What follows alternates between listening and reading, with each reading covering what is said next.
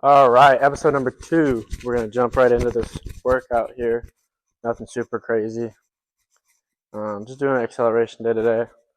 Figured I would just give my explanation for everything while I do my RPR. Also, peep the new shirt. Thank you, Grandma. I'm much appreciative. But yeah, today, nothing too crazy. Doing my ISOs again. Obviously, RPR is always going to be the part. So are our ISOs. 90-90s, just because they feel incredible. I might do some more abductor work going forward, but today we're doing 90-90s. I'm going to do something called snap lunges, which I haven't really showed recently. Then we're going to do banded hinges as our kind of posterior chain warm-up. Our lateral warm-up, I haven't really thought about too much yet. I think for my linear movement, we're going to do some bounds for height, which is a little bit different than what we're going to do for our acceleration day tests, which is kind of why I'm doing it. Something similar, but also different, because I want it to mimic what we're doing, but I don't want it to be exactly the same. And I do want to do new movements, do different stuff. Yeah, so for our lateral day, and this is a big thing in my training, especially with like myself. With my athletes and clients, it's a little more planned out, but with myself, I like to experiment. So I just kind of figure out something I feel in the day, and whatever I'm feeling, kind of something I want to try out. I might do maybe like a lateral sled pull. Might be good, something like that. I do kind of like that. We might do like a crossover step one. Because we are force dominant, we're doing a lot of force stuff today. Yeah, so I kind of like that. All right, so you'll see that. We'll get into that, and then I'll do probably, I'm trying to think what I should do for our CNS warm up.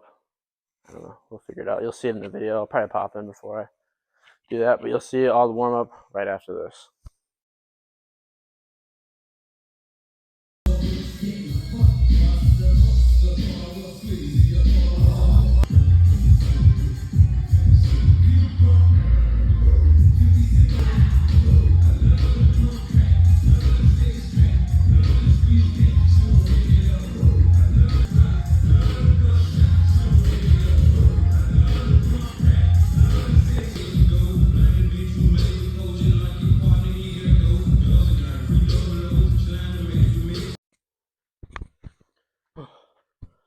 All right, so for my lateral and rotational warm up, for rotational, I'm going to do a crossover sled drag.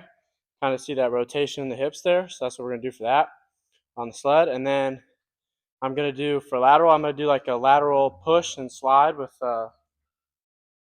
one of these sliders here, so we'll see how that works. Also, you might notice, got some different shoes on today. These are barefoot zero shoes. Would highly recommend for any athletes. Your feet are super important for any speed gains. Probably the most important part of the body to work on. So this is my first day working out with them. Thank you, parents, for this for Christmas. I'm excited to see how they feel today. Let's get into it.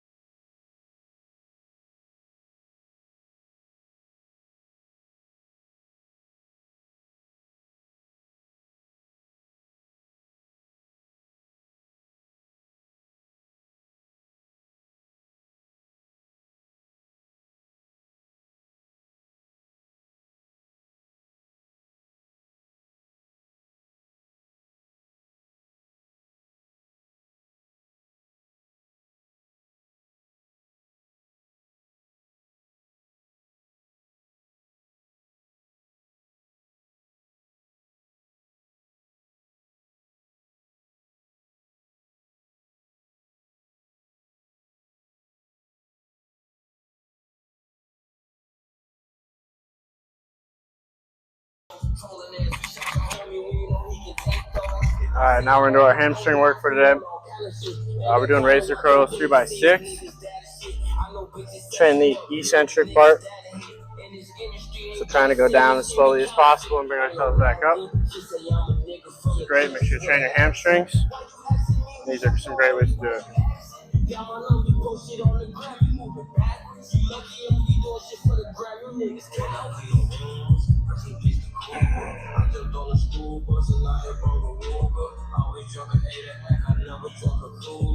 These absolutely suck.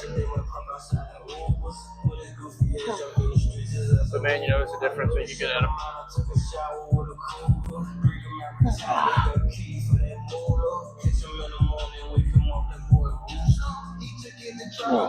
Almost went too far. And you just got to keep pushing distance and trying to go as far as you can. 2 more sets of these. You get the idea. So you'll see the next exercise. Let's start single leg hip thrust is next. Alright, so single leg exercise. Like I said, I've been thinking about switching these to more of a kind of explosive quickness exercise, especially in accumulation phases, because I'm not very good at it. But today our single leg exercises are hip hinges kind of thing. But we're doing a glute bridge, so that's our hinge movement with one leg, and then we do more upright quad focus stuff on our max velocity days because they're more upright. So we're doing 3 sets of 6, both legs, 75 pounds.